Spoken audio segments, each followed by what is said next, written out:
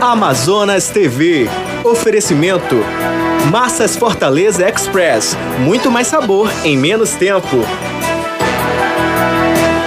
E Unimed Manaus. Bom mesmo é saber que você não está sozinho. Briga de galera.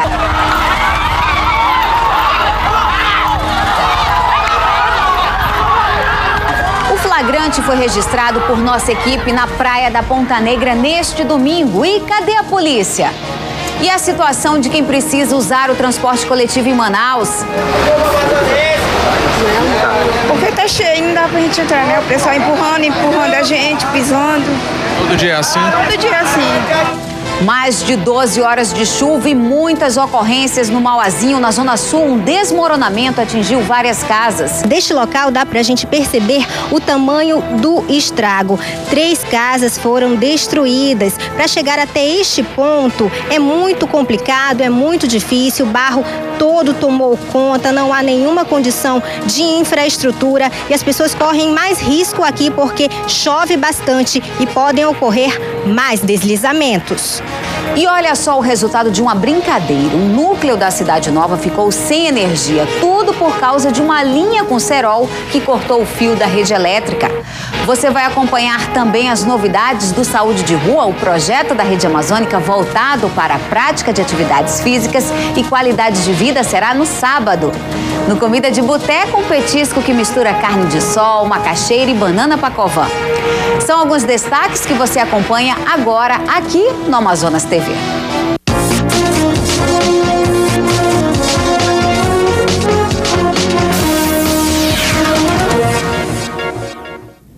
Olá, boa tarde. A gente já começa falando da chuva. O domingo foi chuvoso e resultou em acidente de trânsito lá no Tarumã.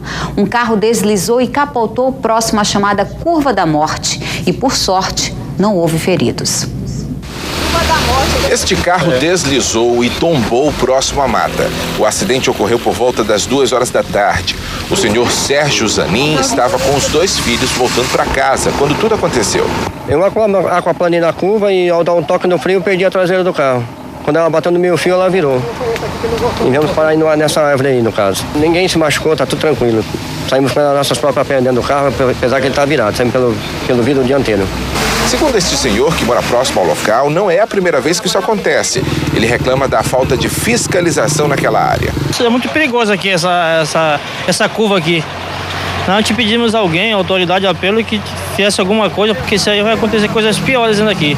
Devido à grande quantidade de acidentes, este ponto é conhecido como Curva da Morte. Os bombeiros não demoraram a chegar ao local. Cerca de 5 minutos, né? Nosso posto é bem próximo aqui na Expoagro, né? E a gente sempre atende a ocorrência nesse local aqui. Inclusive é conhecido como a Curva da Morte, né? Mas graças a Deus está todo mundo bem, não houve nada de grave, né? Está todo mundo tranquilo. E ainda nesta edição tem mais consequências da chuva. No Mauazinho, por exemplo, na Zona Sul, teve desmoronamento de terra. E o fim de semana foi marcado por briga lá na Praia da Ponta Negra. Depois de tanta polêmica em relação ao perigo oferecido pelo balneário, agora a preocupação é com as brigas. Nossa equipe estava lá na Praia da Ponta Negra no momento que ocorreu essa ocorrência aí da briga. Cerca de 30 jovens se enfrentaram com latas de cerveja e garrafas de vidro. Um verdadeiro absurdo. Os banhistas reclamaram dos poucos policiais no local. Mas sobre este assunto, a gente conversa daqui a pouco. Uma brincadeira, a antiga, inclusive, que é empinar papagaio de papel, acabou em prejuízo neste fim de semana. Um núcleo inteiro da Cidade Nova ficou sem energia por cerca de 3 horas. A rua 189 do núcleo 16 da Cidade Nova 4 ficou sem energia elétrica quando uma linha com cerol, mistura de cola com vidro moído, cortou o fio de baixa tensão. O núcleo inteiro ficou sem energia. Eles continuaram fazendo, eu avisei até mais de uma vez, mas eles continuaram, inclusive veio pessoas do outro lado da rua e pra fazer e acabou acontecendo o que aconteceu. Eu brinquei muito de papagaio. Eu sei que é uma brincadeira que tem risco, é perigosa, mas a criançada aí jamais vai pensar que vai acontecer uma coisa dessa aí, pô. Não vão parar de brincar isso aí. Uma equipe da concessionária de energia esteve no local e solucionou o problema quando já estava anoitecendo. No próximo bloco, a situação dos terminais de ônibus aqui em Manaus, estrutura precária, sujeira e falta de segurança estão entre as reclamações de quem utiliza o serviço. E ainda nesta edição, briga de galera lá na praia da Ponta Negra.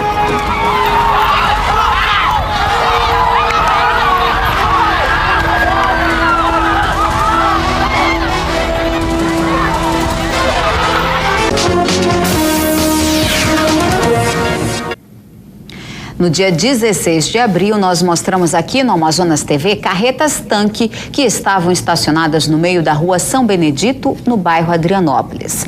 Na época, entramos em contato com a assessoria do Manaus Trans, que enviou fiscais ao local. Eles informaram que os caminhões estavam estacionados de maneira irregular e que iriam ser autuados e retirados do local. 6 dias após a denúncia, os moradores reclamam que os caminhões permanecem na rua. Entramos em contato com o Manaus Trans, que informou que vai enviar ainda hoje fiscais para rever a situação e autuar novamente os caminhões que continuam estacionados na rua São Benedito. E lembrando que qualquer denúncia pode ser feita ao Manaus Trans, que tem um telefone, é 0800 092 1188. Repetindo, 0800 092 1188. E o Fala Comunidade desta semana é sobre transporte público. Todos os dias chegam à nossa redação reclamações quanto às péssimas condições dos coletivos em Manaus. E nós resolvemos então chegar cedo ao terminal, entrar em um ônibus e ver de perto a situação que a população enfrenta todos os dias. Rubens Medeiros e Jairo Nascimento contam pra gente agora.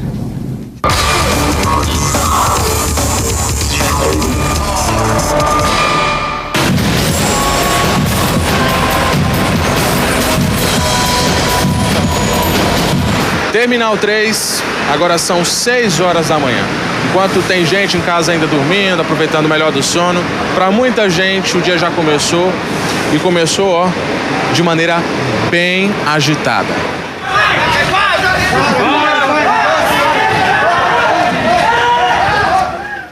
Esse é o dia a dia da Lucy.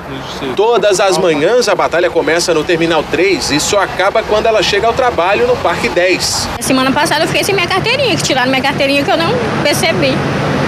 E é muito, muito ruim pra gente, quem trabalha assim, né? E lá onde eu trabalho, o 350 é uma briga. Eles não passam na parada, eles não param na parada de nenhum jeito. Muito ruim pra gente. Depender de transporte público em Manaus é complicado. É, e cada vez pior, né? Aumentou mais o transporte que a gente quer. No meio da confusão, pessoas que põem a vida em risco, andando penduradas nos coletivos. Mas há quem desista no meio do caminho. Porque tá cheio, não dá pra gente entrar, né? O pessoal empurrando a gente, pisando. Todo dia é assim? Todo dia é assim.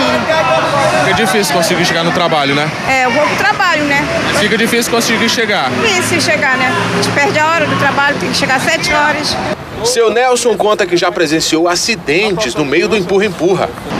Se o cara cai aqui, se machuca, mas tem que ir, não tem outra saída, entendeu? Depender de ônibus em Manaus é complicado. É complicado, e é para todo canto de Manaus, não é só aqui no terminal não, para todo canto. Se você chegar aqui 6h30 da tarde, você vai ver a outra bagunça que é aqui. Todo dia ninguém resolve esse problema de ônibus aqui. Resolvemos viver um pouco dessa realidade. Subimos neste ônibus no Terminal 3, rumo ao Terminal 2 na Cachoeirinha. Não foi fácil. Lá dentro vimos as más condições de acomodação dos passageiros. Desconforto para todo mundo. Parece não ter maneira pior de começar o dia, mas é isso que vive a população de Manaus.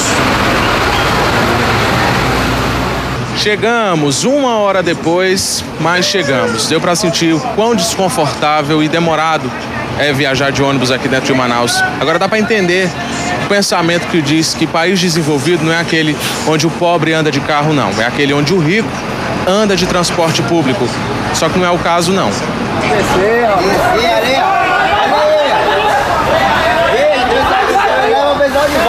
Pessoal descer, rapaz. situação difícil. E nós vamos agora ao T4, que fica no Jorge Teixeira, e quem está lá é Rubens Medeiros. Então, Rubens, qual é a situação nesse momento? Boa tarde. Oi, Lili, boa tarde a você de casa que nos honra com a sua audiência, amigo do Amazonas TV. Mudamos de terminal, mas a situação mudou não. Agora não está tão cheio como é de costume, segundo os usuários do transporte coletivo, mas já dá para ter uma noção de que nesses horários de pico, muita gente esperando o ônibus, esperando para voltar para casa para almoçar de maneira totalmente desconfortável. A reclamação é sempre a mesma, sobe a passagem, mas não melhora o tipo de ônibus, não melhora as condições que os passageiros precisam viajar, e todo mundo precisa enfrentar sua rotina dessa forma, em ônibus superlotados, com pouca ou nenhuma segurança, e é assim que vai vivendo o manauense, que depende do transporte público aqui na capital. Lili. Obrigada, Rubens. E quem está aqui para falar sobre a situação do transporte coletivo é o superintendente da SMTU, Pedro Carvalho. Boa tarde, seja bem-vindo ao Amazonas TV. Boa tarde. A gente acompanhou aí a situação, né, de quem está utilizando o transporte público aqui na capital, muita reclamação com relação a esse tumulto, né, poucos ônibus. Qual é a resposta? Na realidade, a gente tem um passivo de falta de infraestrutura. Praticamente há 10 anos que não se faz nada para transporte, a não ser a renovação da frota que aconteceu principalmente no ano passado. Nós temos um sistema viário construído normalmente para automóvel. A dificuldade de circulação dos ônibus é muito grande. Daí o tempo que se gasta para chegar de um ponto a outro, cada vez maior. Quem dirige automóvel também sente isso. Então nós estamos com um passivo grande, precisamos trabalhar. A prefeitura tem muita dificuldade porque não tem recursos para investir no que seria necessário. A construção do BRT, por exemplo, que é uma nova tecnologia, que o sistema hoje está vencido e a gente depende de recursos do governo federal. Enquanto isso, a gente vai fazendo o que pode. Por exemplo, a reforma dos terminais, T3, T4, T5. Quando é que começa? Já estão sendo licitados. E a frota do sistema, que foi bastante renovado na gestão anterior, continua. Nos próximos dias a gente entrega mais ônibus. Agora, o problema não é, como muita gente pensa, a quantidade de ônibus. O problema é que nos horários de rush o sistema trava, não anda. E você pode botar mais ônibus que não vai resolver. A gente tem que trabalhar num projeto de vias exclusivas, de nova tecnologia, e um projeto que os novos gestores dê continuidade. Porque em Manaus, nessa área, sempre se começa e não se continua. Daí a situação que está o transporte. Se a gente verificar Curitiba, que é uma cidade onde tem um projeto que tem continuidade, o transporte é bem melhor. Então, Manaus precisa de continuidade. Muita coisa que foi feita para o transporte daqui não se deu continuidade. E agora que vocês assumiram, tem pouco mais, né, 100 e poucos dias, como é que vocês veem a solução? O que realmente vai resolver o nosso sistema que já está vencido, como o senhor falou? A solução, ela parte de um projeto bem feito para se conseguir recurso lá fora. Tem o BRT aí que está em andamento, mas dependemos da liberação do recurso. Enquanto isso, nós estamos trabalhando para reformar os terminais, recuperar as plataformas dos canteiros centrais e abrir espaço para que o ônibus comece a fluir. O grande problema hoje é a fluidez. Aí as pessoas acham que botando mais ônibus vai resolver. Não vai resolver. O nosso problema é de infraestrutura. Eu vou dar um exemplo. Em frente do Carrefour, ali, prolongamento da Djalma Batista, uma simples mudança, onde os ônibus passaram a entrar na baia, melhorou muito o trânsito ali. Então, são esses tipos de medida que talvez as pessoas ainda não percebam o que está se fazendo.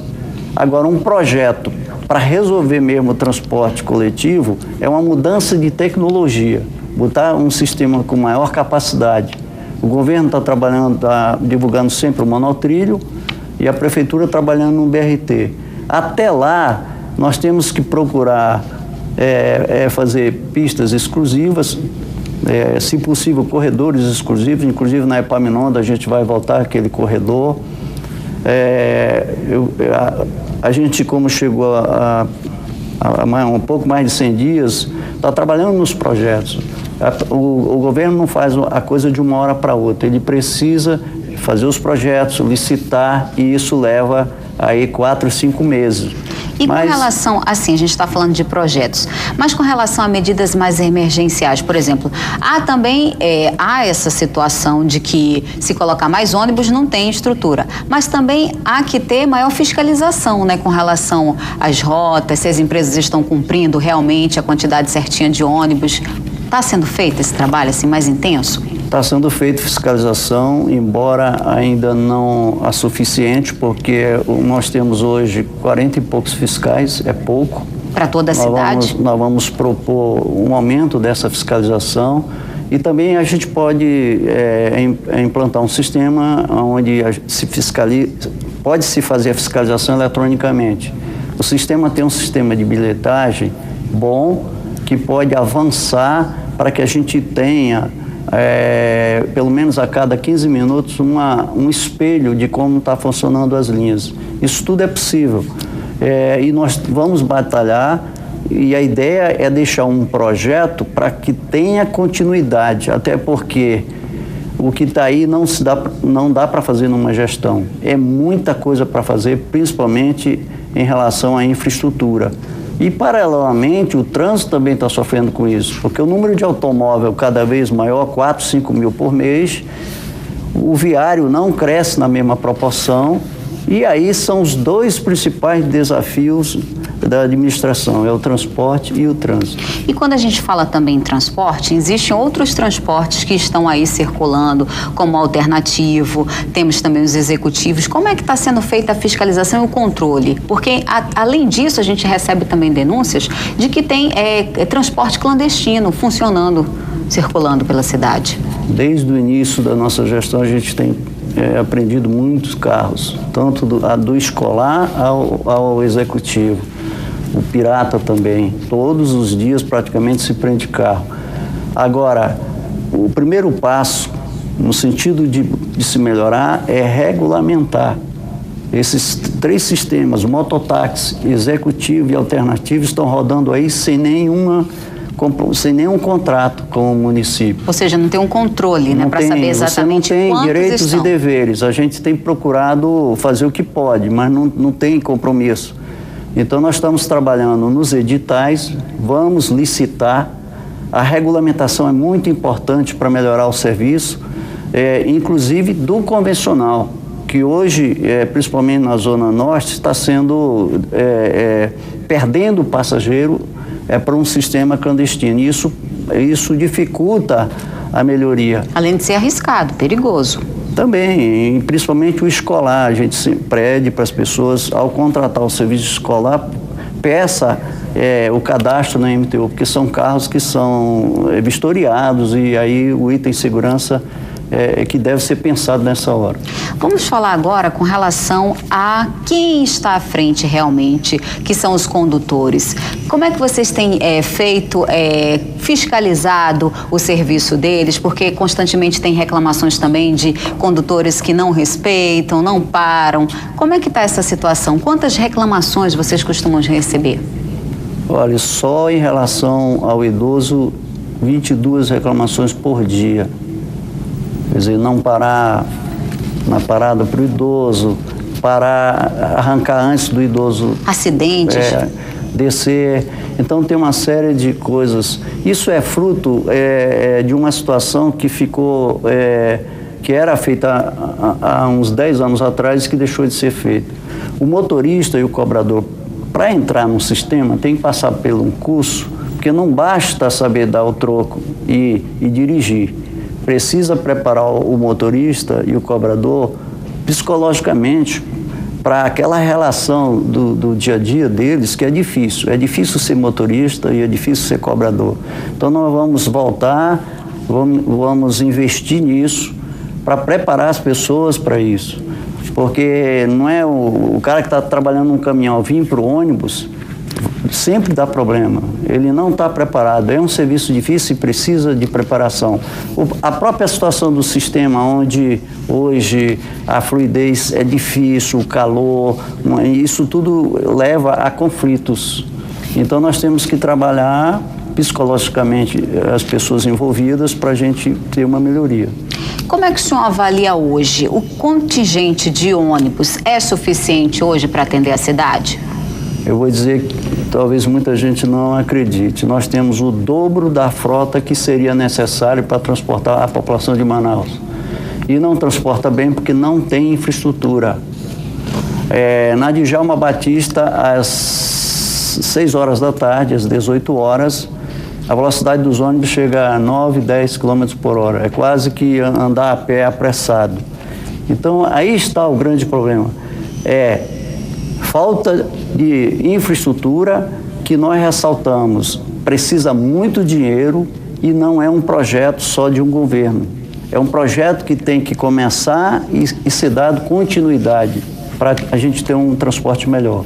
Tá certo, eu gostaria de agradecer a participação do senhor e contar ainda com outras participações durante essa semana, já que o nosso tema é transporte público. Muito obrigada. Obrigado também.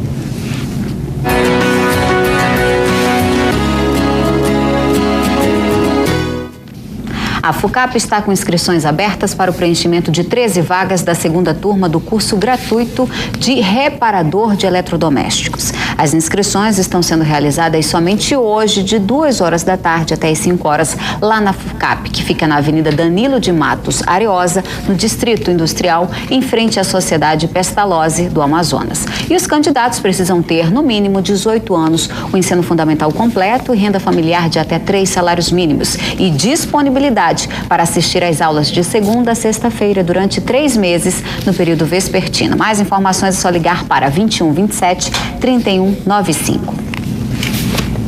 E a gente volta a falar sobre a chuva. Foram mais de 12 horas de chuva aqui na capital. Cerca de 50 ocorrências foram registradas pela Defesa Civil e o Corpo de Bombeiros. Um dos bairros mais atingidos foi o Mauazinho, na Zona Sul, onde um deslizamento de terras deixou famílias desabrigadas. A chuva forte começou no domingo. Estas imagens foram enviadas pelo internauta do Amazonas TV, Rai Costa. A água causou estragos em vários bairros de Manaus. O mais afetado, segundo a prefeitura, foi o Mauazinho.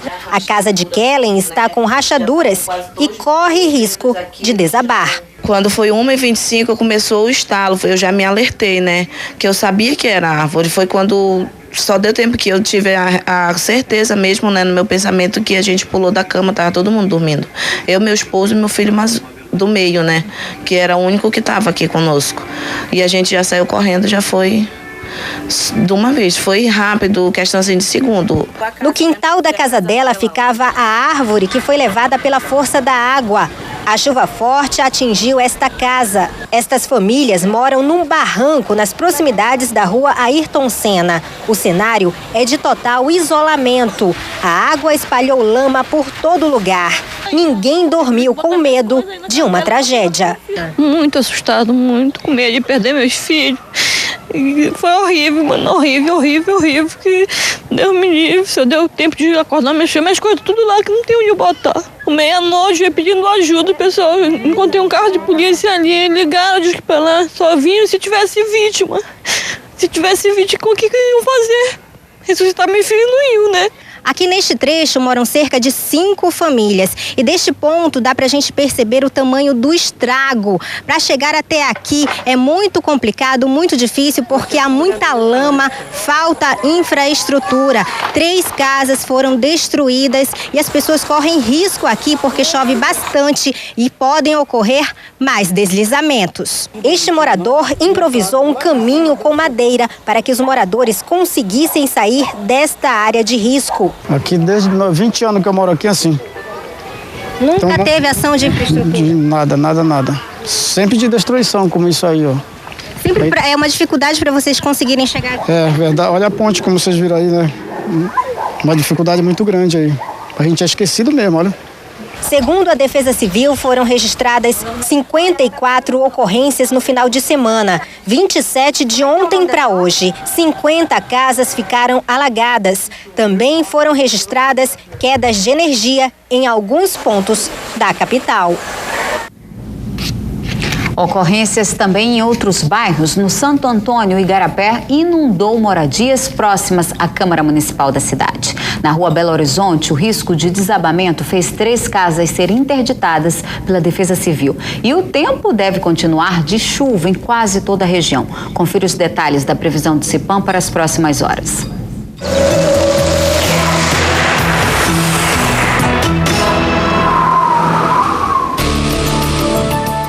Uma frente fria mantém a nebulosidade sobre a região e favorece a ocorrência de chuva no leste do Amazonas e no sul do Pará.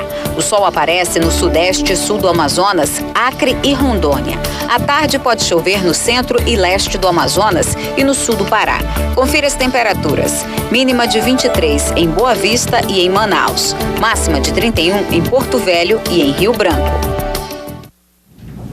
No próximo bloco, flagrante de insegurança na praia da Ponta Negra. Dá só uma olhada na briga de galera que ocorreu ontem à tarde.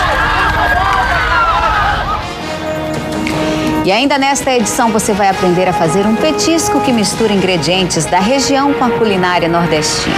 Agora aqui na capital, 12h29. Não saia daí que o intervalo é rapidinho e eu volto já.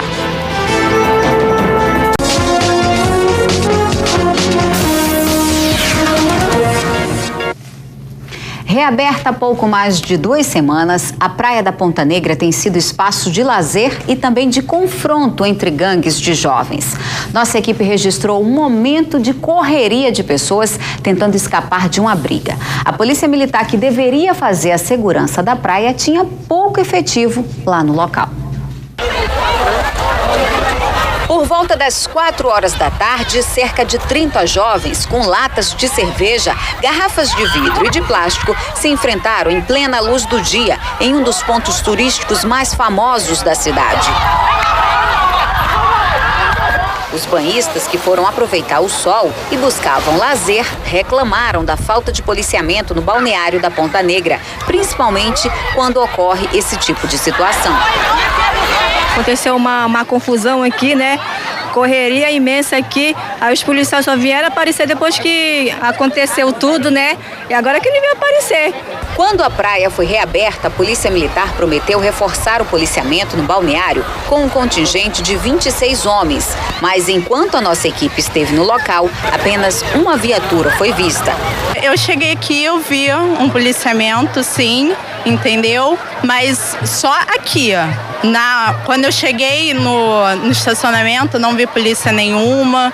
No percurso até aqui também não vi. Eu vi um pouquinho aqui na areia. Para o Corpo de Bombeiros, situações como essa já estão virando rotina no local. Vem muita gente mesmo aglomerada e começam a brigar as galeras uns com os outros.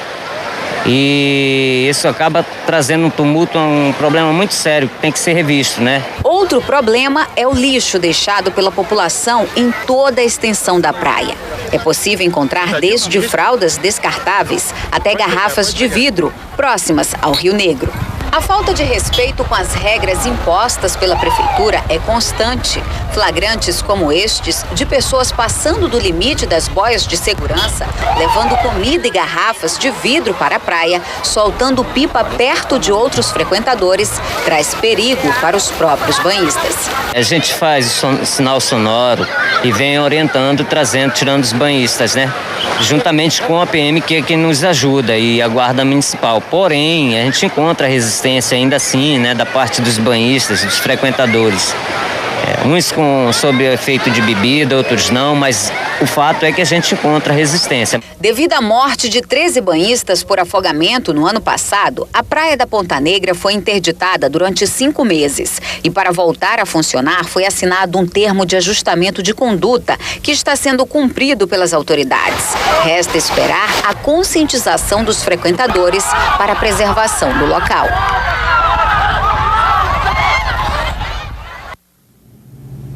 Um absurdo esse tipo de comportamento. Lamentável. A assessoria de imprensa da Polícia Militar informou a nossa produção que durante o dia as equipes de policiais de plantão atenderam diversas ocorrências na praia, inclusive no calçadão, mas que especificamente esta do confronto entre jovens de galera não foi atendida.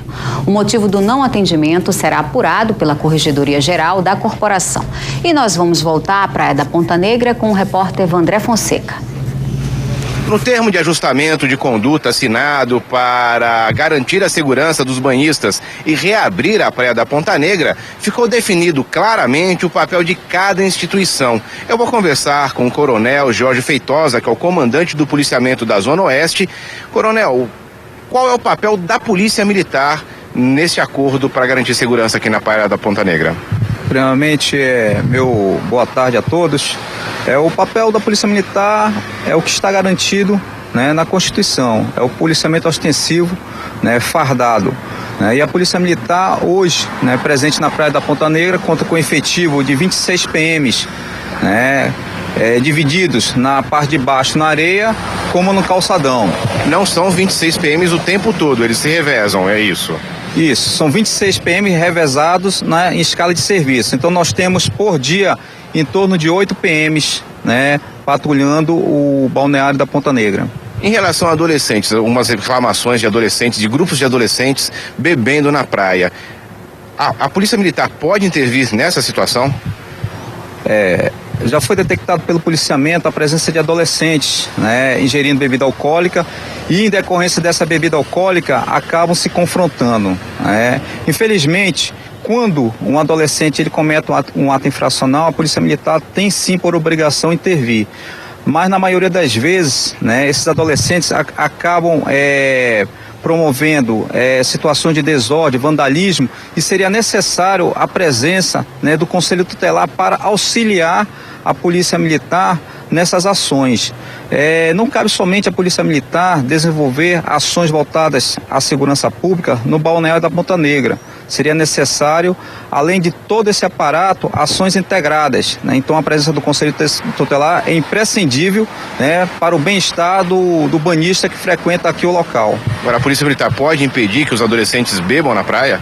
Não, fica até difícil nós impedirmos, né, que menores de idade estejam ingerindo bebida alcoólica na orla da Ponta Negra.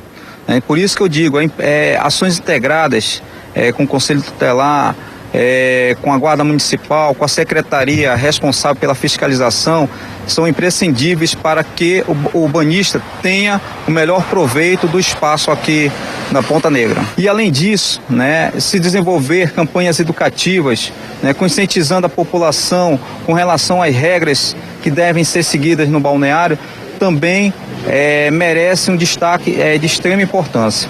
Muito obrigado, Coronel.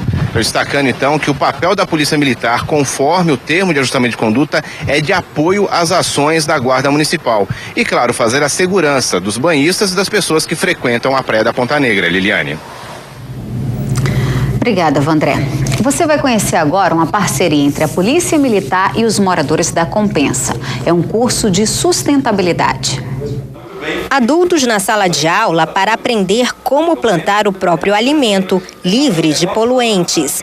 Nesta sala da creche Nilza Alencar, no bairro Compensa, na zona oeste de Manaus, 32 pessoas da comunidade recebem orientações sobre agricultura urbana comunitária. E aqui, basicamente, a gente está desenvolvendo uma atividade para que eles aprendam, né, a produzir hortaliças de forma orgânica, até passar para a parte prática, onde a gente pretende, ao final do curso, fazer o plantio de hortaliças para utilizar na alimentação das crianças aqui da escola. Foram 3 dias de projeto. A ideia foi de Ellen. A PM trabalha no CPA Oeste. Ela diz que o motivo foi integrar a comunidade e a polícia e diminuir os índices de violência no bairro. Isso serviria como uma alternativa para os comunitários estarem desenvolvendo algum tipo de retorno, no caso assim, de pequenos alimentos, né, em locais públicos, na sua casa, no seu apartamento, no seu quintal, né, para consumo próprio e quem sabe até um retorno de renda. Os professores também participaram. A intenção é continuar com as atividades de agricultura urbana. Por isso, eles vão construir uma horta suspensa na própria escola. Os pais vão ter um contato maior com a gente vendo esse tipo de trabalho, né? A parte didática, a parte pedagógica que a gente vai trabalhar com a germinação, né? E trazendo também a orientação da alimentação saudável, né? Das hortaliças, a importância, as vitaminas que tem para o crescimento da criança na sua escolha de uma alimentação mais saudável. E o Bar do Boi Caprichoso fez um resgate da história centenária do boi. A noite dos 100 anos de contos, mitos e encantos contou com a apresentação de Salomão Rossi, Prince do Boi e Júnior Paulaim. A cunhamporanga Maria Azedo foi o item de destaque durante a festa.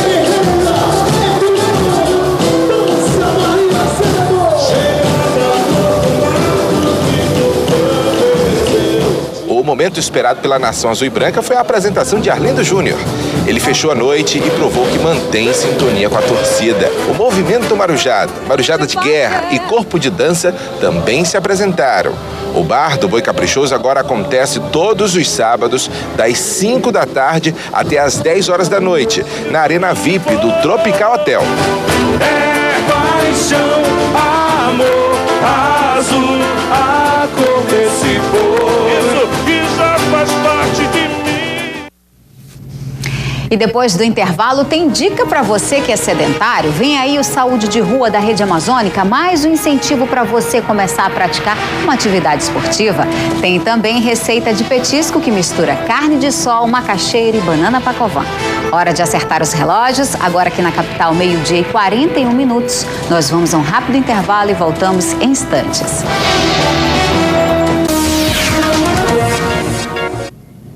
E não esqueça, dia 27 de abril tem o Saúde de Rua, oportunidade de praticar atividades físicas em busca do bem-estar.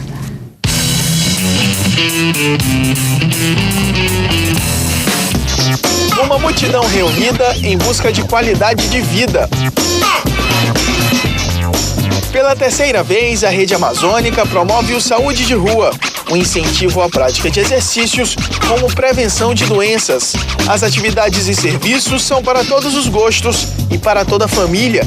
Entre eles estão aulas de diversas formas de ginástica, orientação sobre combate à dengue, serviços básicos de ortopedia, dança e capoeira para idosos, atividades motoras para os deficientes e por aí vai. Tudo com apoio das secretarias municipais, estaduais, empresas e academias de ginástica. O encontro com a saúde está marcado então, dia 27 de abril, das 2 da tarde às 6 da noite. Não fique fora dessa. Você já organizou sua caravana para conhecer os pratos do Comida de Boteco? Acompanhe mais uma dica para a sua lista. Hoje vamos mostrar o prato do Boteco Taberna, é o do Nordeste.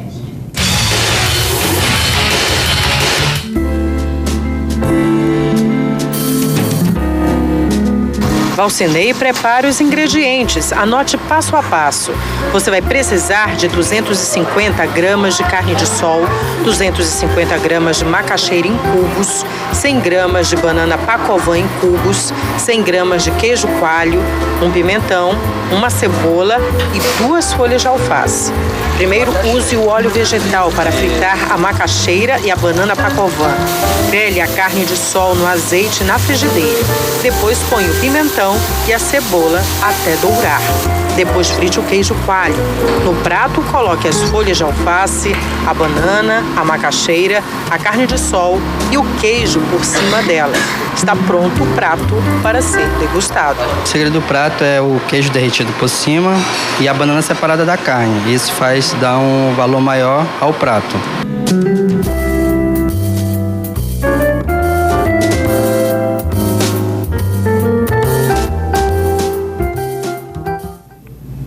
O Amazonas TV fica por aqui. Outras notícias logo mais às 7h15 da noite no Jornal do Amazonas. Ligue para nossa produção e diga o que você quer ver aqui na TV Amazonas. O telefone é 3216-5551. Obrigada pela sua companhia. Fique agora com o Globo Esporte. Te espero amanhã a partir do meio-dia. Até lá.